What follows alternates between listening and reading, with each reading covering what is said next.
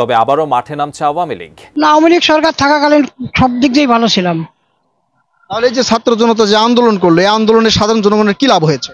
আমি তো মনে করি লাভ না ক্ষতি, ছাত্রদেরও ক্ষতি, দেশেরও ক্ষতি, সব দিক দিয়েই ক্ষতি। তাহলে কি সাধারণ জনগণ এখনো কি আওয়ামী লীগ সরকারকে পছন্দ করে? আওয়ামী লীগ সরকার যা করছে দেশের উন্নত করছে, কিন্তু ক্ষতি করে নাই, দেশের কোনো ক্ষতি করে নাই। রোডঘাট সবকিছুই ভালো ছিল, আর এখনো রোডঘাট ভালো আছে। আর ছাত্ররা আন্দোলন করে রোড বন্ধ, মানুষের সবকিছুই বন্ধ, ব্যবসা বাণিজ্য সবকিছুই খারাপ। মুখ খুলতে শুরু করেছে আওয়ামী লীগের সমর্থক ও নেতাকর্মীরা। নির্বাচনে অংশগ্রহণ করে আওয়ামী লীগকে আবারও ক্ষমতায় দেখতে চায় জনগণ। তার জন্য প্রয়োজনে মাঠে নামতে প্রস্তুত সাধারণ মানুষ। দিন যত যাচ্ছে ততই অন্তর্বর্তীকালীন সরকারের প্রতি আস্থা হারাচ্ছে সাধারণ জনগণ। দ্রব্যমূল্যের ঊর্ধ্বগতি হচ্ছে সাধারণ মানুষের প্রধান সমস্যা, আর সেটাই আটকাতে ব্যর্থ বর্তমান সরকার। আর তাই তো পালিয়ে গিয়েও সাধারণ মানুষের মনে আবার জায়গা ফিরে পাচ্ছেন শেখ হাসিনা।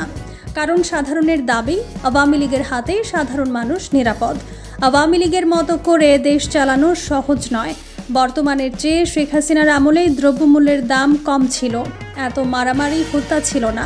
ছাত্ররা গোছানো দেশটা ধ্বংস করে দিল, তারা নিজেদেরও ধ্বংস করলো, সাথে দেশটাকেও ধ্বংস করলো। এছাড়া কিছু মানুষ অপেক্ষায় আছে কবে শেখ হাসিনা নির্দেশ দেবেন। নির্দেশনা পেলেই ফাইনাল অ্যাকশনে মাঠে নামতে প্রস্তুত সাধারণ জনগণ।